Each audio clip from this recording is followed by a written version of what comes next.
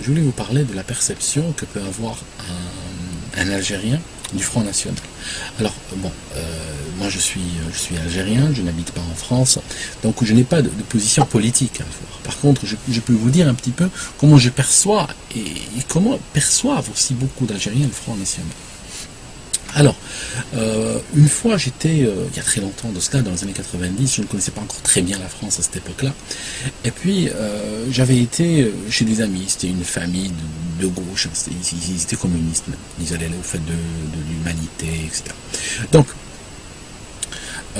j'étais chez eux le soir, ils habitaient sur le tracé de la ligne B, et puis je suis sorti me promener, en fait, je voulais découvrir la France by night, enfin la région où ils étaient en tout cas. Et là, putain, là c'est la grande peur, en fait. Il y avait des gens bizarres partout, il y avait je me suis senti à un moment donné comme une sorte de proie avec des prédateurs un petit peu tapis partout, attendant de me bondir dessus. Et tu vois des gens vraiment louches. Alors, moi, je me suis senti pas rassuré. Et donc, ce que j'ai fait, je suis rentré à la maison un peu plus tard. Et puis, je leur ai dit, écoutez, les gars, il va bientôt falloir mettre du barbelé sur le mur en façade et puis mettre des mines antipersonnelles dans le jardin. Alors, moi, je dis ça en plein repas. Ça a fait l'effet d'une bombe. Il y a un silence, ça suit un silence. Et puis, il y a la mère qui m'a dit tu parles comme le Front National.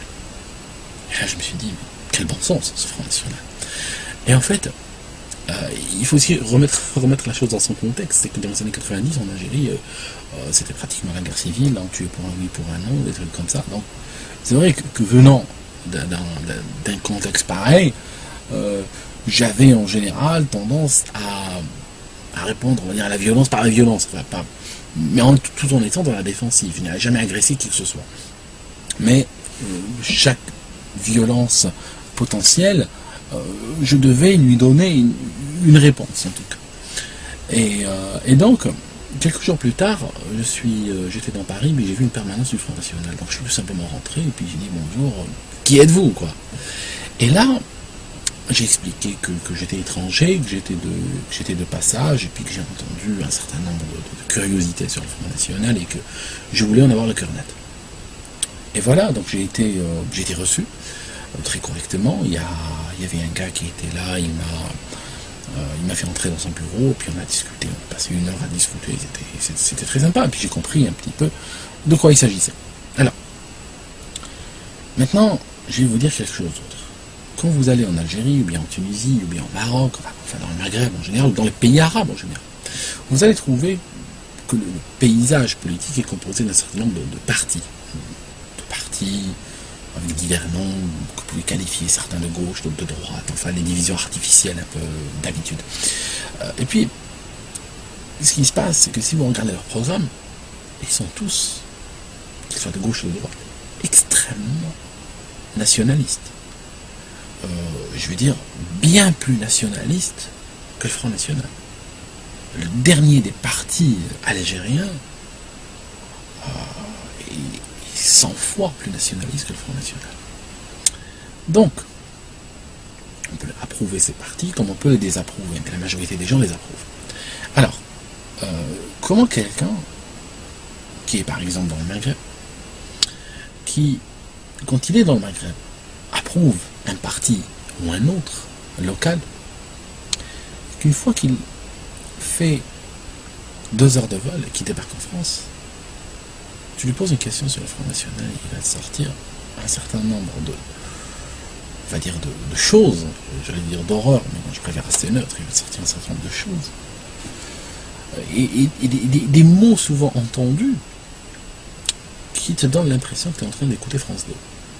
En fait, il y a des gens, ils répètent les choses de telle manière, avec une telle fidélité, que quand je les entends, j'ai presque envie de sortir 5 € et de leur donner pour la redevance télé. J'ai l'impression vraiment d'écouter la télévision. Donc voilà, ça c'est quelque chose que je voulais partager avec vous. Et en général, en Algérie, le débat, quand les Français au sujet du Front National, en général, c'est un débat qui n'est pas très bien compris.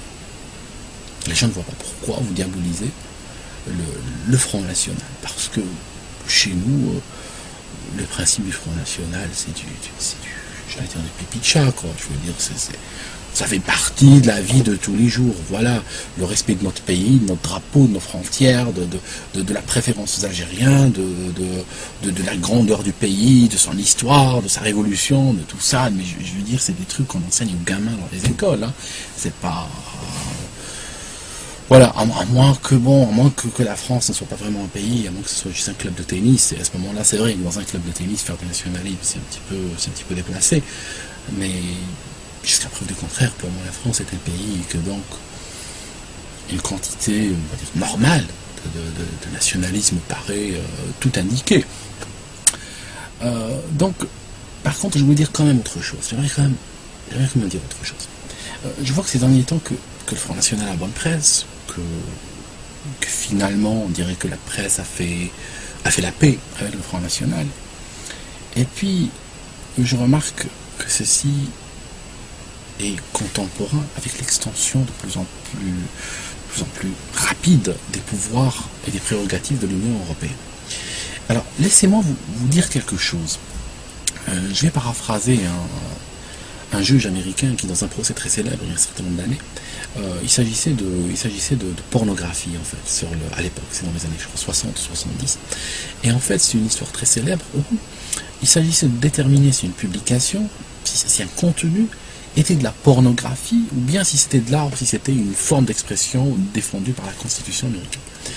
Et donc, le juge, lui, était clair que ce qu'il voyait, c'était de la pornographie. Mais les avocats n'arrêtaient pas de jouer sur les mots, sur la définition. Puis à la fin, il leur a dit, écoutez, je ne vais pas tenter de définir avec vous ce que c'est que la pornographie, mais c'est quelque chose, quand je la vois, je la reconnais. Alors moi, je vais vous dire un truc. Venant d'Afrique, la dictature ou la tyrannie, ou ce que vous voulez, je ne vais pas chercher à la définir, parce que ce sont des choses qui prennent des aspects tellement différents. Mais je peux vous dire tout simplement que lorsque je les vois, je les reconnais. Début des années 90 en Algérie, quand il y a eu des élections, c'était je crois pour la première fois de notre histoire, peut-être même la dernière fois qu'on a eu des élections relativement libres et relativement équitables, on va dire, la majorité des gens avaient voté pour le FIS, Front Islamique du Salut, donc c'est un parti islamiste. Et ce qui se passe, c'est que ce parti a eu la gestion des mairies, des communes. Et à l'époque, les communes avaient un pouvoir extraordinaire. Les communes avaient vraiment faisaient beaucoup de choses. Et en fait, ce qui se passe, c'est que le gouvernement central, qu'est-ce qu'il a fait?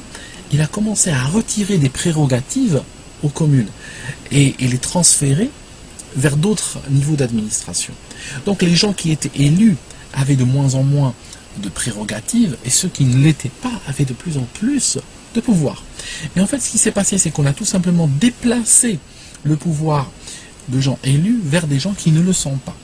D'ailleurs, j'avais rencontré même un maire à l'époque, et il m'avait dit, la seule chose qui nous reste aujourd'hui, c'est le ramassage des ordures ménagères. Donc en fait, aujourd'hui, je pense que le système accepte que vous votiez Front National et que même vous ayez des dirigeants du Front National. Mais ceci arrive peut-être trop tard, parce que la majorité de vos lois ne sont pas décidées au niveau local, ne sont pas décidées en France.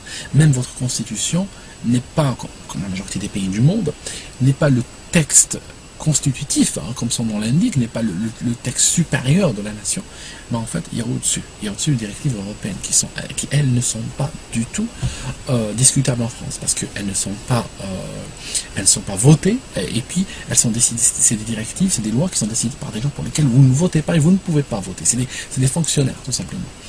Donc, voilà, ce qui fait qu'aujourd'hui, on vous permet probablement de voter pour le Front National, d'où